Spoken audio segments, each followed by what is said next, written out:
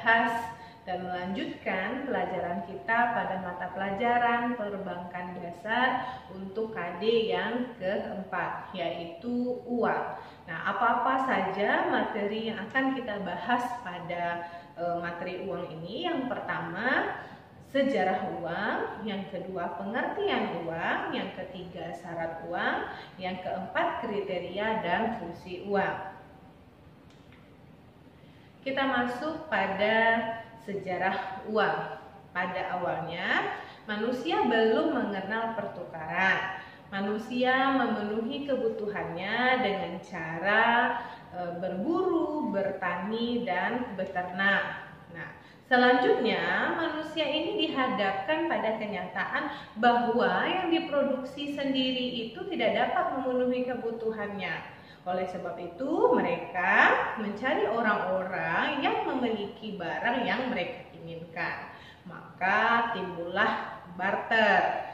Nah, karena sulitnya menemukan orang-orang yang memiliki barang yang mereka inginkan, mereka menciptakan kemudahan, yaitu menciptakan barang yang bisa ditukarkan dengan uang. Maka pada saat itu muncullah alat tukar. Nah, alat tukar ini tidak memiliki pecahan sehingga sulit menentukan nilai uang. Penyimpanan dan pengangkutannya sulit dilakukan karena daya tahan benda tersebut tidak begitu lama. Artinya bendanya mudah hancur atau tidak tahan lama. Lalu muncullah uang logam. Nah, logam dipilih karena paling banyak digemari dan tahan lama serta tidak mudah rusak. Walaupun mudah pecah namun tidak mengurangi nilainya. Lalu kenapa logam? Kenapa harus logam? Nah, karena memenuhi syarat sebuah uang, yaitu emas atau perak. Nah, uang logam emas dan perak disebut juga dengan full bodied money. Nah, full bodied money ini nilai intrinsiknya atau nilai bahan uang sama dengan nilai nominalnya, atau nilai yang tercantum dalam uang itu sama dengan nilai uang tersebut. Nah, seiring dengan perkembangan waktu, mulai timbullah kesulitan dalam penggunaan uang logam, emas dan perak karena bahan bakunya terbatas. Penggunaannya juga sulit dilakukan dalam jumlah yang besar. Maka muncullah uang kertas. Nah, keadaan ekonomi Indonesia pada awal kemerdekaan itu ditandai dengan hiperinflasi. Hiperinflasi adalah tingkat inflasi yang sangat begitu tinggi sebagai akibat tidak terkendalinya mata uang yang beredar. Jadi ada 3 mata uang yang beredar yang berlaku di Indonesia pada saat itu. Yang pertama ada mata uang Jepang, ada mata uang Hindia Belanda, ada mata uang The Javase Bank. Nah, kemudian karena kekacauan ekonomi akibat hiperinflasi tersebut, kemudian ini disebabkan masuknya tentara AFNE atau Allied Force Netherlands East Indies yang menggunakan mata uang NIKA. Nah, mata uang ini digunakan untuk membiayai operasi militernya di Indonesia dan sekaligus mengacaukan perekonomian Indonesia. Kemudian pemerintah Indonesia mengeluarkan kebijakan larangan untuk menggunakan mata uang NIKA tersebut. Nah, karena AFNE ini tidak mencabut mata uangnya, maka pemerintah mengeluarkan mata uang baru yang berlaku untuk seluruh rakyat Indonesia. Nama mata uang itu adalah ORI, Uang Republik Indonesia.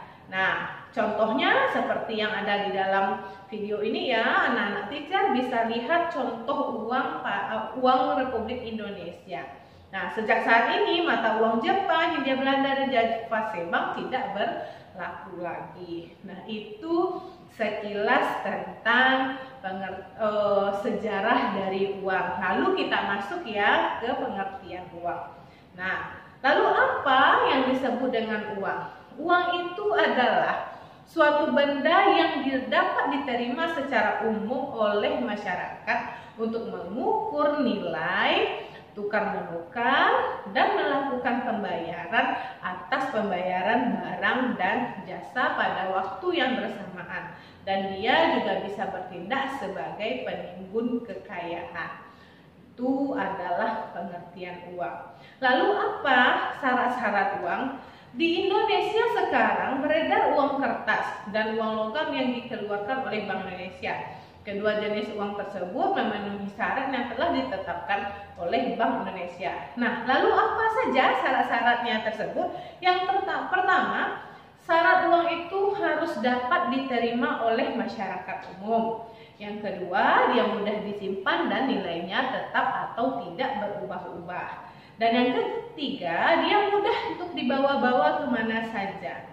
Dan yang keempat, mudah dibagi tanpa mengurangi nilainya. Yang kelima, jumlahnya terbatas. Dan yang keenam, ada jaminan. Nah, itu yang syarat-syarat uang yang ditetapkan oleh Bank Indonesia. Nah, seperti yang kita ketahui, baru-baru ini Bank Indonesia juga telah mengeluarkan pecahan baru, yaitu pecahan Rp75.000. Nah, kita lanjut kepada materi berikutnya, yaitu kriteria dari uang. Yang pertama kriterianya adalah acceptability dan cognizability, yaitu syaratnya adalah diterima secara umum. Kemudian stability of value, nilainya itu stabil, berperan sebagai uang yang besar manfaatnya apabila nilainya lebih stabil. Kemudian portability, berperan sebagai uang yang harus mudah dibawa untuk urusan tiap hari. Nah, yang keempat ada durability. Dalam transaksi, uang akan berpindah dari satu tangan ke tangan yang lainnya. Yang kelima adalah divisibility, yaitu uang digunakan untuk menetapkan transaksi dari berbagai jumlah, sehingga uang dari berbagai nominal harus dicetak untuk mencukupi transaksi jual beli. Yang keenam adalah elasticity of supply. Jumlah uang yang beredar harus mencukupi dunia usaha. Itu untuk kriteria uang. Jadi sekian dulu materi kita pada video ini. Kita akan lanjutkan materi tentang uang pada video berikutnya. Sampai jumpa.